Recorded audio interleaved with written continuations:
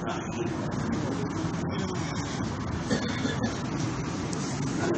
لله نحمده ونستعينه ونستغفره ونؤمن به ونتوكل عليه ونعوذ بالله من شرور أنفسنا ومن سيئات أعمالنا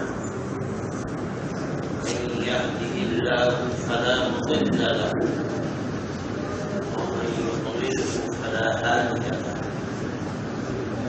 ونشهد أن لا إله إلا الله وحده لا شريك له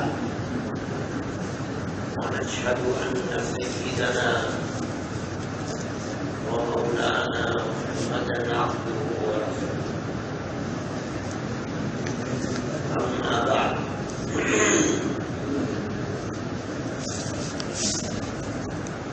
قال رسول الله صلى الله عليه وسلم مثل من يذكر الله تبارك وتعالى كمثل رجل خرج العدو في إثره حتى إذا أتى على حصن حصين أحرز نفسه منه كذلك الإنسان لا يحرز نفسه من الشيطان إلا بذكر الله أو كما قال عليه الصلاة والسلام. مہمانان کرام، عزیز طلباء اور معزز حاضرین، میں نے اس مسجد اور مسجد کے اندر جو پروگرام چل رہا ہے اس کو سامنے رکھتے ہوئے آپ کے سامنے ایک حدیث بیان کی ہے. یہ ایک حدیث ہے ترمذی کی، جس کا ایک حصہ ہے.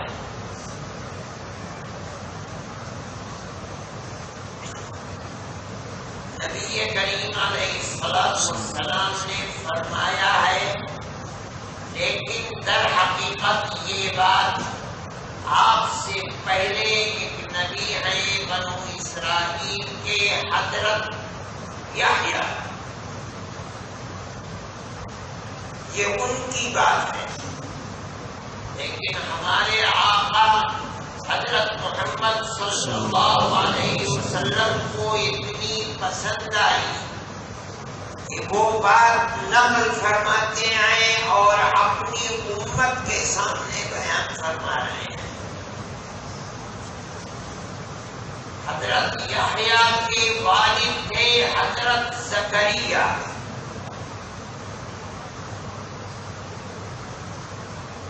لا ولد تھے، ان کے کوئی اولاد نہیں تھی.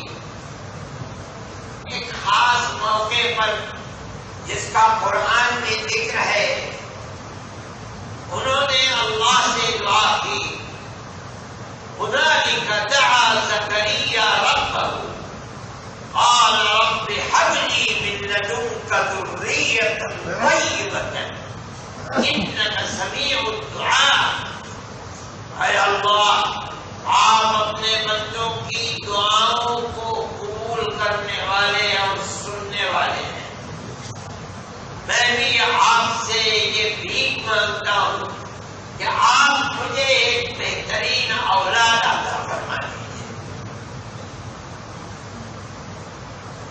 اللہ نے ان کی دعا کو قبول فرما لیا.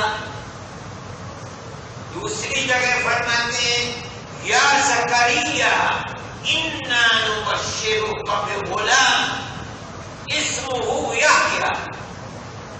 اے زکریا، ہم نے تمہاری دعا کو قبول کر لیا، اب ہم تمہیں ایک بیٹے کی بشارت دیتے ہیں کہ تمہارے بیٹا پیدا ہوگا، اور پیدائش سے پہلے ہم اس کا نام بھی رکھ دیتے ہیں، اس کا نام یحییٰ ہوگا.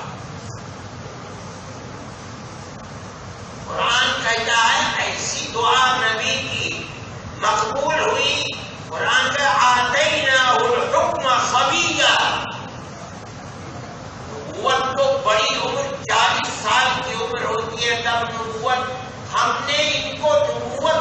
بچپن ہی میں دے دی، بچپن ہی میں نبی بھی بنا دیا۔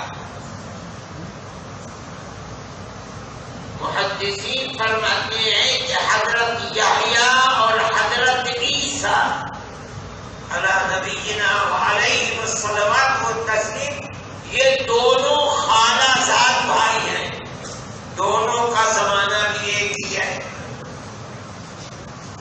در حقیقت اللہ نے حضرت یحییٰ کو فرمایا تھا کہ بنو اسرائیل کو جمع کرو، انہوں نے بیت المقدس میں جمع کیا اور ان سے ایک بات فرمائی، وہ لمبی بات ہے، اس کا ایک آخری ٹکڑا میں نے آپ کے سامنے پڑھا ہے۔ وہ کیا ہے؟ فرماتے ہیں اس شخص کی مثال جو اللہ کا ذکر کرتا ہے۔ سنیں آپ اور غور کریں، حضرت یحییٰ فرماتے ہیں، پھر ان کی بات ہمارے آقا حضرت محمد فرماتے ہیں صلی اللہ علیہ وسلم، اس شخص کی مثال جو دنیا میں اللہ کو یاد کرتا ہے، اللہ کا ذکر کرتا ہے، اس آدمی جیسی ہے کہ آدمی اپنے گھر سے نکلا اور اس کا دشمن باہر چھپا بیٹھا تھا کہ یہ گھر سے نکلے تو اسے قتل کرو۔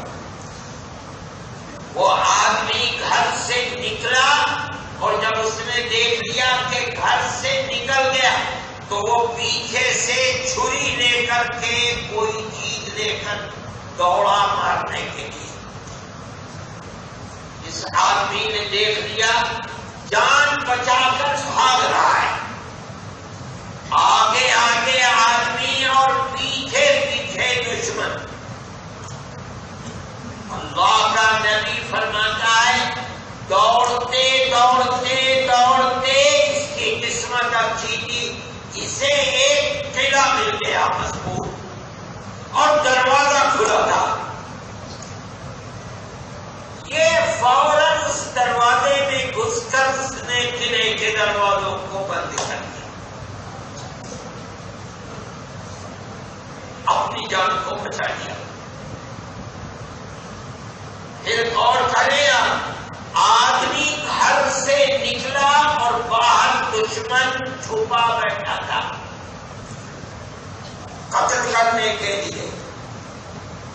جیسے باہر نکلا دشمن قتل کرنے کے لیے پیچھے بھاگا، آدمی نے دیکھ لیا، دیکھ کر وہ اپنی جان بچانے کے لیے بھاگ رہا ہے، پیچھے پیچھے دشمن ہے۔ فرماتے بھاگتے بھاگتے اس کی تقدیر اچھی تھی کہ ایک قلعہ مل گیا اور اس کا دروازہ کھلا ہوا تھا۔ اس نے اس دروازے میں قلعے میں گھس کر دروازے کو بند کر دیا۔ اگر یہ قلعہ نہ کھلا ہوا ہوتا اور یہ قلعہ نہ ہوتا تو دشمن مار گیا۔ یہ قلعہ ایک چیز بن گیا اس کی جان کو بچانے کا۔ یہ مثال دے کر اب اللہ کا نبی فرماتا ہے كَذَلِكَ الْإِنسَانُ لَا يُحْرِزُ نَفْسَهُ مِنَ الشَّيْطَانِ إِلَّا بِذِكْرِ اللَّهِ۔ یاد رکھو یہی صحیح مثال ہے۔ اسی طرح کوئی انسان اپنے آپ کو اپنے دشمن شیطان سے بچا نہیں سکتا، کوئی اطلاع نہیں ہے۔ اگر شیطان دشمن سے بچنے کا کوئی اطلاع ہے تو وہ صرف اللہ کا ذکر ہے۔ اسی طرح کوئی انسان اپنے آپ کو اپنے دشمن شیطان سے بچا نہیں سکتا، اگر بچا سکتا ہے تو ذکر اللہ ہی سے بچا سکتا ہے۔ اللہ کا نبی، بلکہ ایک نہیں دو نبی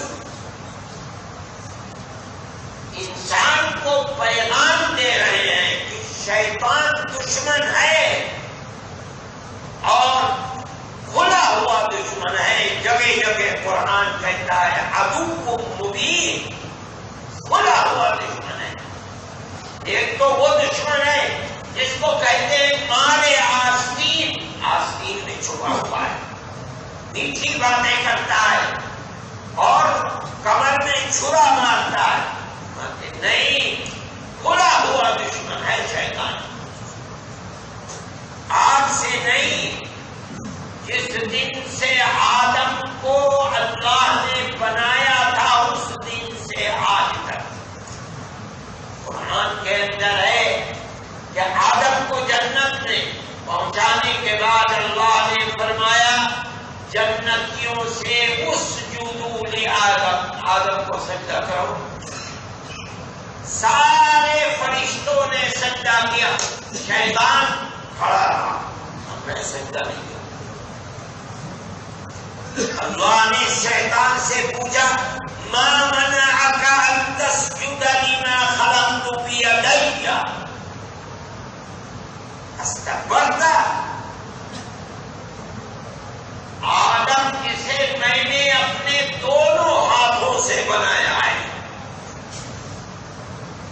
اللہ کو بنانے کے لیے ہاتھ کی ضرورت نہیں ہے. مطلب ہے جس چیز کو ایک ہاتھ سے بنایا جاتا ہے وہ اتنی مکمل نہیں ہوتی جتنی دونوں ہاتھ سے بنی ہوئی مکمل ہوتی ہے. اللہ یہ فرما رہے ہیں کہ ساری مخلوق میں نے جس مخلوق آدم کو سب سے زیادہ اپنی قدرت کا بہترین نمونہ بنایا، تو نے اس کو سجدہ تو نہیں کیا. شیطان کہنے لگا کہ اللہ میاں آپ نے تو بالکل الٹی بات کر دی.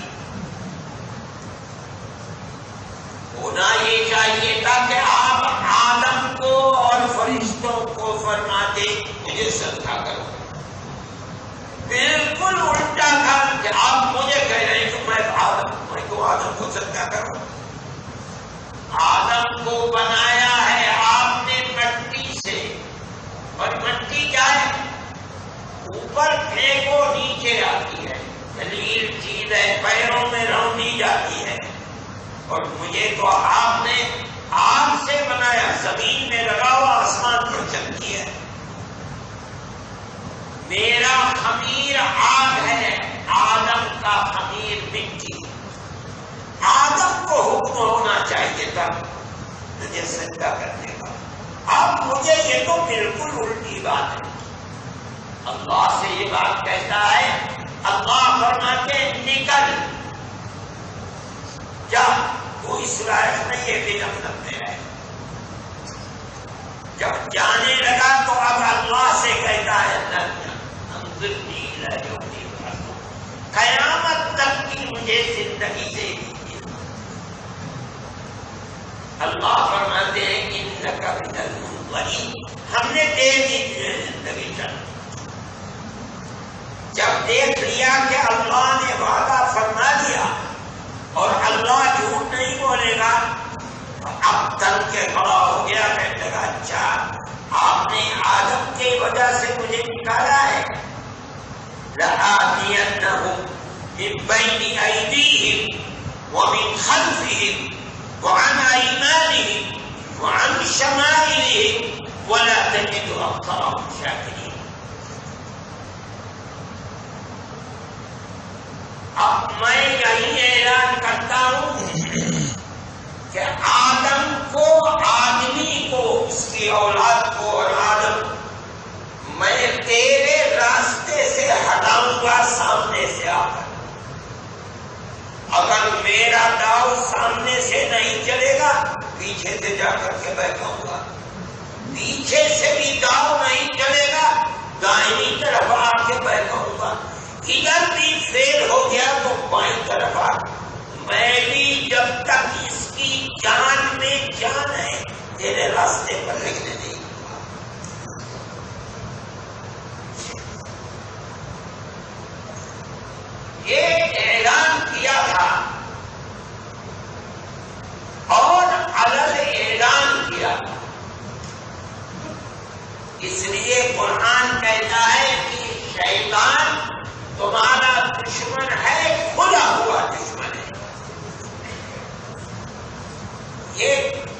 کبھی تجھے اللہ کے راستے پر لگنے نہیں دے گا. تجھے برباد کرنے کے لیے ہر وقت داؤ لگائے گا. شیطان نے اعلان کیا کہ میں تو دشمن ہوں، نکلنے نہیں دوں گا. اور حدیث کے اندر آتا ہے کہ شیطان نے کہا بعزتک و جلالی، اے اللہ تیری عزت و جلال کی قسم کھا کر کہتا ہوں، لأغوینہم ما دامت الارواح فی اجسادہم، جب تک آدم اور آدم کی اولاد کی جان میں جان رہے گی میں تیرے راستے سے ہٹا نہیں رہوں گا. اب اللہ کا نبی اس حدیث میں جو میں نے آپ کے سامنے پڑھی ہے فرماتے ہیں کہ اللہ کا ذکر ایسی چیز ہے کہ جہاں اللہ کا ذکر ہے وہاں شیطان پر نیش ہے، اس کا بس نہیں چلتا. کسی جگہ کسی وقت کہیں آدمی اپنے کھلے ہوئے دشمن سے اپنے آپ کو بچا نہیں سکتا، چاہے کتنا ہی بڑا بادشاہ ہو، چاہے فقیر ہو، چاہے دنیا میں کہیں بستا ہو، مرد ہو عورت ہو، شیطان ہر وقت لگا ہوا ہے کہیں یہ جنت کے راستے پر نہ پڑ جائے، کہیں خدا کی رحمت اس کے اوپر نہ آ جائے، کہیں میدان محشر میں سرخرو نہ ہو جائے. ہر وقت پیچھے لگا ہے. اللہ کے نبی کو بڑی محبت ہے اپنی امت سے، وہ بتا کر جا رہے ہیں کہ اس کھلے ہوئے دشمن سے اگر کوئی بچ سکتا ہے تو بس ایک ہی گر ہے، دوسرا کوئی نہیں، اور وہ ہے اللہ کا شکر. جہاں اللہ کا ذکر ہے وہاں شیطان نہیں کچھ کرتا. حدیث میں فرماتے ہیں اگر مسجد میں قدم رکھتا ہے آدمی اور قدم رکھتے ہوئے اللہ کو یاد کرتا ہے اور یہ کہہ دیتا ہے اعوذ باللہ العظیم وبوجہہ الکریم وسلطانہ القدیم من الشیطان الرجیم، اے اللہ میں آپ کی پناہ چاہتا ہوں شیطان رجیم سے. تو شیطان بے بس ہو کر ایک طرف کھڑا ہو جاتا ہے کہ تو بھائی اس نے تو دن بھر کے لیے اپنے آپ کو مجھ سے بچایا. جہاں اللہ کا ذکر ہے شیطان وہاں بے بس ہے.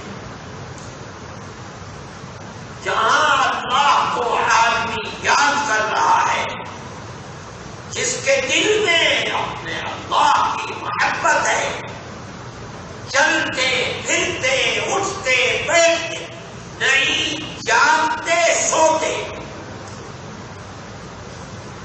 اللہ کو یاد رکھتا ہے، وہاں شیطان پاس نہیں پٹکتا، دور ہے. اور جہاں غفلت ہوئی اللہ کا نبی فرماتا ہے فوراً مومن کے دل میں اپنی چوٹ ڈالتا ہے.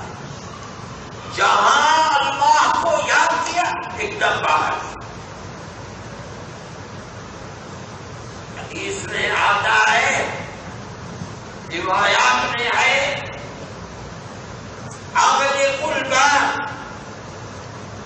وأوقظ السقاء وخمر العنائنات.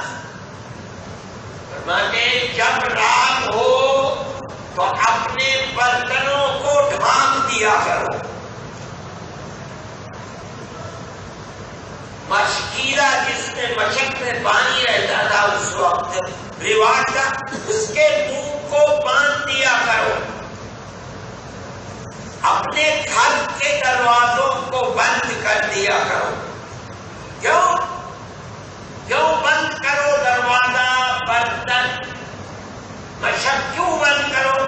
محمد فإن الشیطان لا یفتح غلقا، اس کو بند کر دیا گیا، شیطان اسے کھول نہیں سکتا۔ یہ بڑی عجیب بات ہے۔ شیطان کو تو اللہ نے اتنی طاقت دی ہے، یجری من الانسان مجری الدم، جن رگوں میں خون دوڑ سکتا ہے اس میں شیطان بھی چل سکتا ہے۔ تو اگر گھر کا دروازہ بند ہو، بلی تو اوپر سے آ جائے، شیطان نہیں آ سکتا ہے۔ نیچے سے گھس جائے، شیطان کیسے نہیں آئے گا؟ محدثین فرماتے ہیں یہ مطلب نہیں ہے، مطلب ہے کہ برتن کو بند کرو، اللہ کا ذکر کر، بسم اللہ کہہ کر بند کرو۔ مشق کو منہ کو باندھ دو، بسم اللہ کہہ کر۔ گھر کے دروازے کو بند کرو، بسم اللہ کہہ کر۔ جو کام اللہ کا ذکر کر کے کیا گیا، شیطان اس میں شریک ہے۔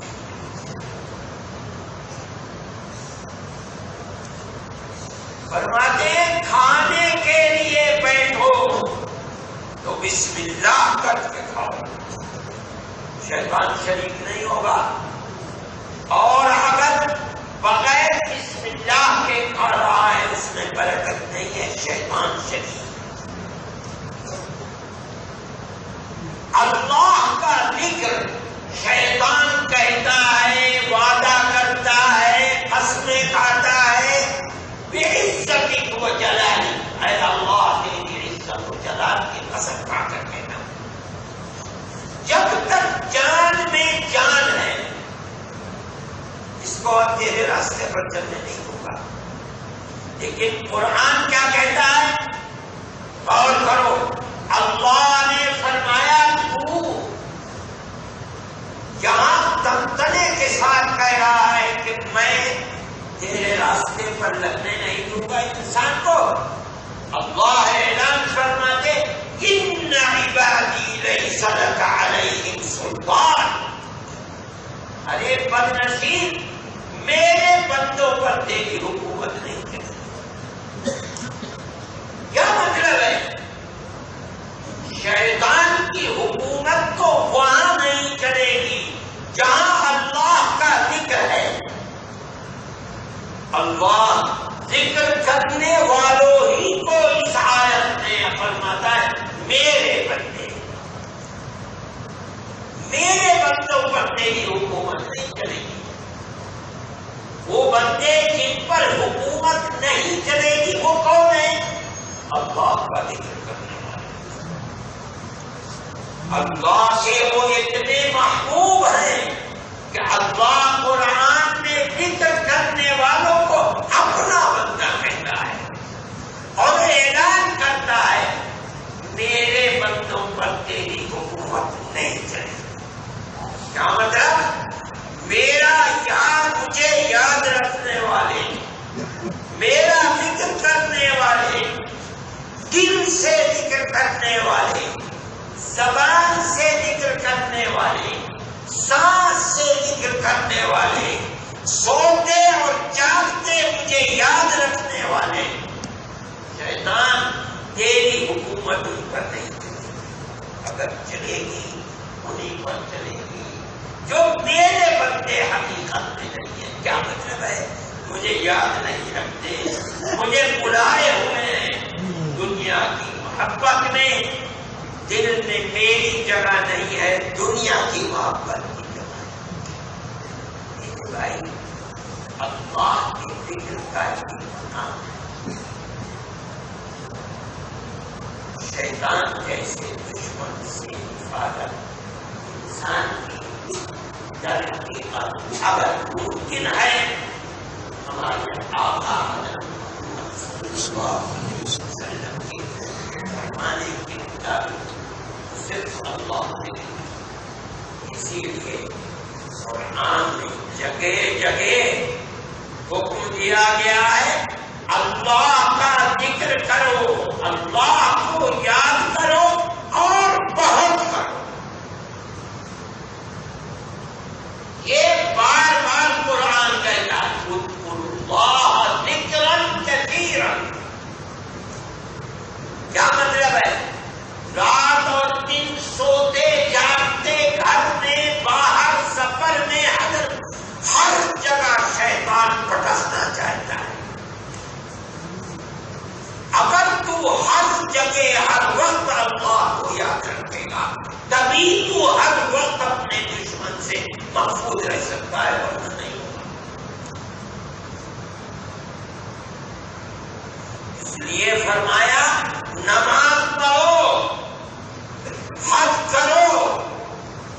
اذا قضیتم مناسککم فاذکروا اللہ.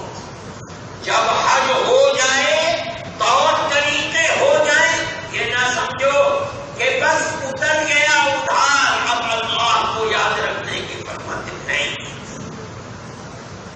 حج ہو چکا، اللہ کے ذکر اور یاد میں نکل جاؤ. فَإِذَا قُضِيَتِ الصَّلَاةُ فَانتَشِرُوا فِي الْأَرْضِ وَابْتَغُوا مِنْ فَضْلِ اللَّهِ وَاذْكُرُوا اللَّهَ كَثِيرًا. نماز پڑھ چکے، نکل جاؤ مسجد سے، جا کر کے کاروبار زندگی میں لگو، مگر اللہ کو نہ بھولنا. اللہ کا ذکر کرتے ہیں. میرے بھائی، اللہ دیکھیے اس طرح جگہیں ایک نہیں ہے، فرق ہے. آدمی ایک نماز بیت المقدس میں پڑھے، اپنے محلے کی مسجد کے مقابلے میں 500 نمازوں کا ثواب جگہ کی وجہ سے. آدمی مدینہ منورہ کی مسجد میں، جہاں جناب رسول اللہ صلی اللہ علیہ وسلم آرام فرما رہے ہیں، وہاں نماز پڑھے 1000 نماز. وہی نماز آدمی کعبۃ اللہ جہاں ہے اس مسجد میں پڑھے 1,00,000 نمازوں کا ثواب. جگہوں کا فرق ہے، اسی طرح زمانے کا بھی فرق ہے. قبولیت ذکر کا اثر زمانوں کے اعتبار سے فرق. ایک تو اللہ کا استغفار کرنا اللہ سے دن کے کسی وقت میں، ایک بالکل تڑکے رات کی تاریکی کے اندر آدمی اٹھتا ہے، اپنے اللہ کی خوشامد کرتا ہے.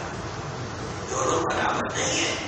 اسی لیے متقیوں کی نشانی قرآن نے فرمائی المستغفرین بالاسحار. ان کے لیے ہم نے جنت بنائی ہے، وہ جب ساری دنیا سوتی ہے، وہ ہمارے بندے رات میں اٹھتے ہیں اور اندھیرے میں اٹھ کر کے ہم سے اپنے گناہوں کی معافی مانگتے. پھر عام دن اور رمضان کے دن برابر نہیں. رمضان کے دن اور راتیں برابر نہیں ہیں.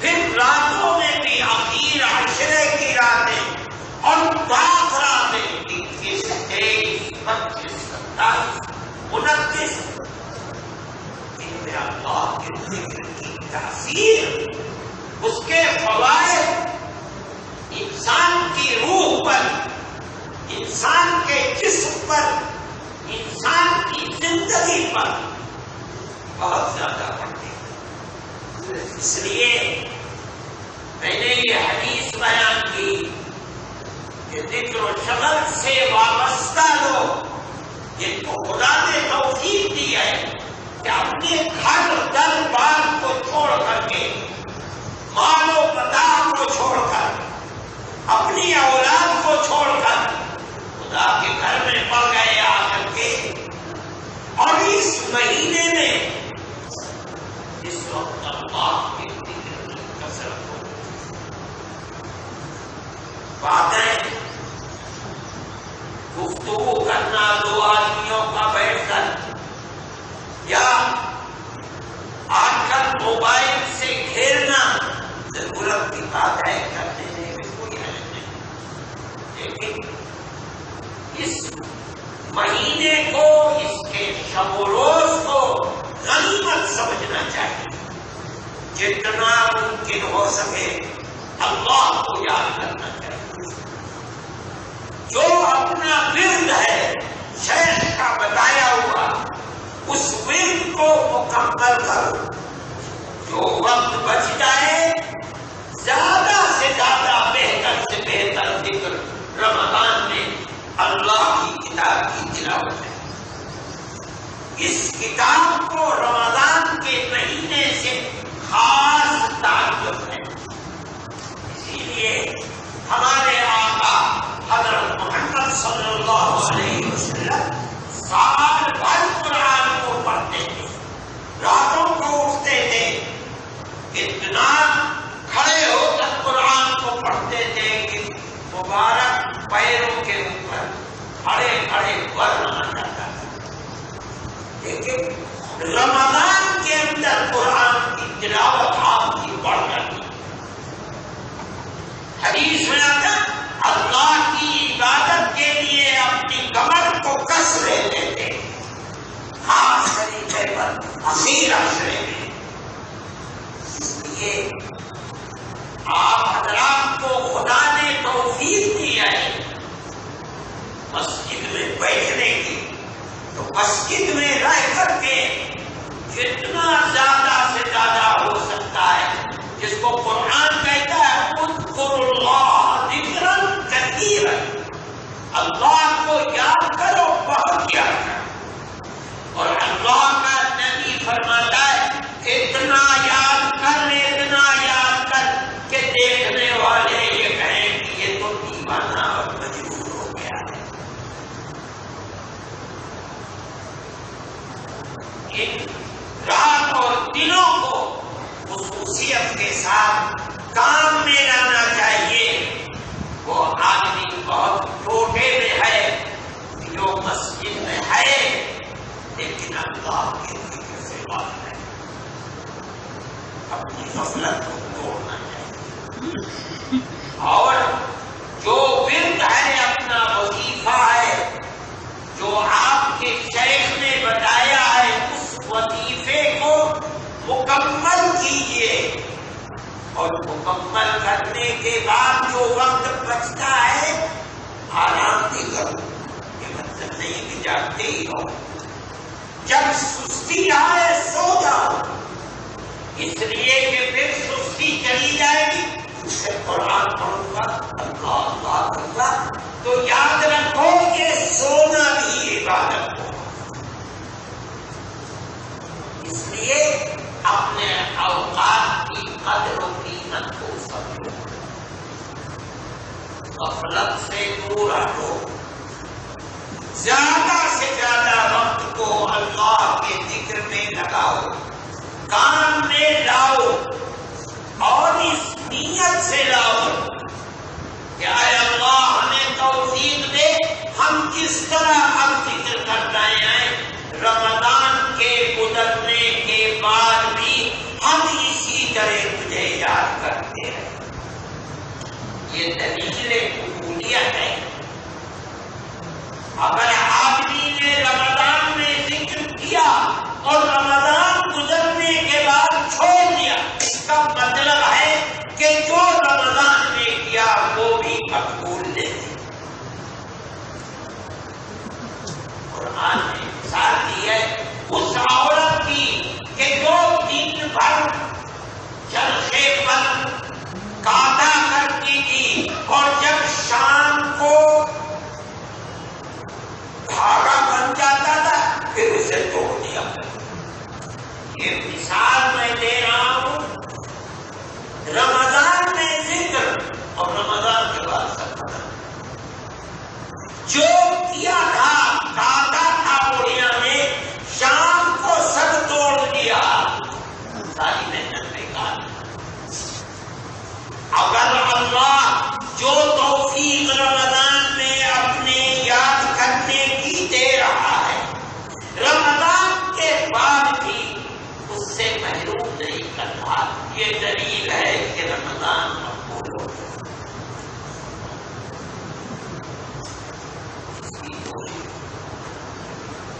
یہ تو تعلق تھا اس ماہ مبارک سے اللہ کے ذکر کو. ایک اور چیز کہنا چاہتا ہوں معاملات کے سلسلے میں، وہ ہے کہ رمضان کے مہینے کو ہمارے آقا حضرت محمد صلی اللہ علیہ وسلم نے مواسات کا مہینہ قرار دیا. مواسات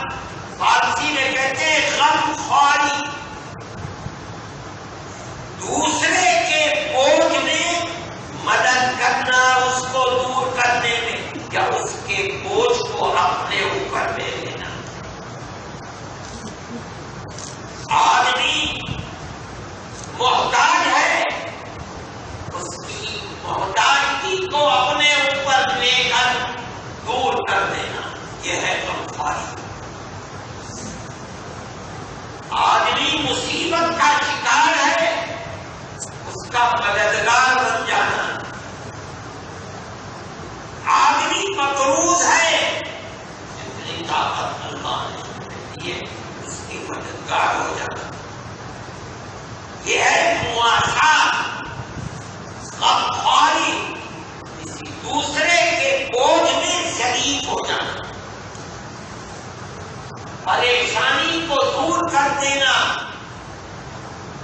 فرمایا رمضان کا مہینہ اس کام کا ہے، صرف اپنی مت سوچو بلکہ دوسرے کی بھی مدد کرو جتنا تمہاری حیثیت ہے. جناب رسول اللہ صلی اللہ علیہ وسلم حضرت عبداللہ بن عباس رضی اللہ تعالی عنہما فرماتے ہیں کان رسول اللہ صلی اللہ علیہ وسلم اذا دخل شهر رمضان اطلق كل الاسير واعطى كل سائل او كما قال عليه الصلاه والسلام. فرماتے ہیں جب رمضان کا مہینہ آتا تھا تو جناب رسول اللہ صلی اللہ علیہ وسلم جو جیل میں بند قیدی ہوا کرتے تھے انہیں چھوڑ دیا کرتے تھے. رحمت کا مہینہ ہے. محدثین فرماتے ہیں کہ کوئی قیدی جیل میں مسلمان نہیں رہتا تھا. یہ قیدی سب وہ لوگ تھے جن کے دل میں ایمان نہیں تھا. صحابہ کرام رضوان اللہ علیہم اجمعین جنہوں نے اپنی آنکھوں سے رات اور دن رسول اللہ کے دیدار کیے دیکھ رہے تھے، جن کی تربیت رسول اللہ نے فرمائی تھی، جن کے روح کا رشتہ اللہ کے نبی نے اللہ سے جوڑ دیا تھا، وہ لوگ ایسے گناہگار نہیں تھے کہ جیل میں بند کیے جاتے. جو لوگ جیل میں ہوتے تھے وہ وہی ہوتے تھے جو مسلمان نہیں ہوتے. لیکن رمضان کے مہینے میں چونکہ یہ مواسات اور غمخواری کا مہینہ ہے، ہر ایک کے ساتھ احسان کیا جائے گا، چاہے اس کا مذہب اور دھرم کچھ بھی ہو. جو بوجھ ہے جس میں وہ دبا جا رہا ہے، خدا نے اگر تمہیں توفیق دی ہے تم اس کے بوجھ میں شریک ہو جاؤ. چاہے وہ مسلمان ہے، چاہے وہ مشرک ہے، چاہے وہ ہندو ہے، چاہے یہودی ہے، چاہے عیسائی. کیوں؟ یہ مہینہ اللہ کی رحمت کا مہینہ ہے. اللہ کا نبی یہ عمل پیش کر رہا ہے. پھر دوسری چیز فرماتے آقا کل سائل، جو بھی آدمی مانگنے کے لیے آتا تھا، اور دنوں میں تو آپ ادھر بھی کٹوے میرے پاس نہیں کیا پوچھا کون ہے؟ مسلمان ہے. رمضان میں کوئی قید نہیں. ابن عباس فرماتے ہیں رضی اللہ عنہ جو مانگنے کے لیے آیا جو ہوتا تھا رمضان میں دے دیا. کوئی سائل مانگنے والا گھر سے خالی نہیں جاتا. جہاں بھی ہوتا سامنے آتے کل سال وہ ہے اور اس کا مذہب کیا ہے؟ جو آیا جو ہے لے جاؤ. یہ نمونہ ہے جناب رسول اللہ صلی اللہ علیہ وسلم کی زندگی کا. آدمی کو اپنی حیثیت کے مطابق اپنے معاملات کو اچھا کرنا چاہیے. دل میں اگر غبار ہے تو رمضان کا مہینہ اس غبار کو دور کرنے کے لیے سب سے مبارک مہینہ ہے.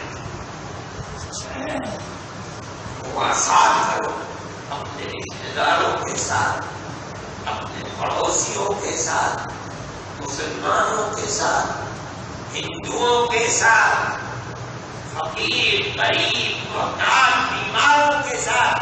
جو کر سکتے ہو وہ کرو. یہ ضروری نہیں ہے، آدمی کی حیثیت نہیں ہے کہ اس کو پہنچا سے کوئی کی مدد کر سکتے ہو کرو. یہ معاملات ہے رمضان کے مہینے اس سے یہ سمجھنا کہ بس روزے ہی کا مہینہ ہے. اس کے علاوہ بھی دیکھو جو میں نے کہا آتا کل سائل، اس کا مطلب کیا ہے؟ جو مانگنے والا آ رہا ہے تو اسے. اس کا مطلب کیا ہے سمجھو؟ اس کا مطلب ہے کہ دینا صرف زکات ہی سے نہیں ہے. زکات وہ ہے جو صرف مسلمان کو دیا جا سکتا ہے، غیر مسلم کو نہیں. غیر مسلم اس کا مصرف نہیں. یہ فرمانا ہر ایک کو دو، اس کا مطلب ہے زکات دے، اور جو زکات کا مصرف نہیں ہے اپنی وہ دولت وہ پیسہ جو اپنے اوپر اپنی اولاد کے اوپر خرچ کرتا ہے اس میں سے. رمضان کا مہینہ ہے، اس کی حیثیت کو سمجھنا چاہیے. جو کیا جا سکتا ہے اس کے اندر دریغ نہ کرنا چاہیے. اور میرے بھائی خاص طور پر اللہ کو یاد کرو، اللہ کا ذکر کرو، قرآن کی تلاوت کرو. بیکار باتیں کر کے اپنے رمضان کو پورے کو خراب نہ کرو. اللہ ہمیں عمل صالح کی توفیق عطا فرمائے. ہمارے روزوں کو قبول فرمائے. راتوں کے اندر اللہ ہمارے اٹھنے کو اور جاگنے کو شرف قبولیت سے نوازے، اور ہمیں رمضان کے اندر اور رمضان کے بعد بھی اپنی عبادت کی توفیق عطا فرمائے، اور ہمارے دین و ایمان کی اللہ حفاظت فرمائے. رزق حلال عطا فرمائے. حرام کی نفرت ہمارے دلوں میں اللہ راسخ فرمائے. ہمیں اور ہمارے بچوں کو بچیوں کو اللہ عفت و پاکداری عطا فرمائے. حیا ایمانی عطا فرمائے. ہماری دنیا کو بھی آباد فرما دے، ہماری آخرت کو بھی آباد فرما دے. ہمارے ملک کے اندر اللہ امن و امان کو قائم فرمائے. پیار و محبت کی تاریخ کو دوبارہ زندہ فرما دے. اے پروردگار ہماری مسجدوں کی حفاظت فرما، ہمارے مدرسوں کی حفاظت فرما. جو جماعتیں اور لوگ دین کا کام کر رہے ہیں اے اللہ ان کی حفاظت فرما. اور اے پروردگار ہمیں حسن خاتمہ میں سب فرما، اور میدان محشر میں جناب رسول اللہ صلی اللہ علیہ وسلم کی شفاعت میسر فرما، اور جنت میں جگہ عطا فرما. صلی اللہ تعالی علی خیر خلق سیدنا وعلی آلہ وصحبہ اجمعین. میرے بھائی ہندوستانیوں کا دستور ہے کہ تقریر کے بعد مسافہ کرتے ہیں. میں تو پورا آدمی ہوں. میں نے 11 رمضان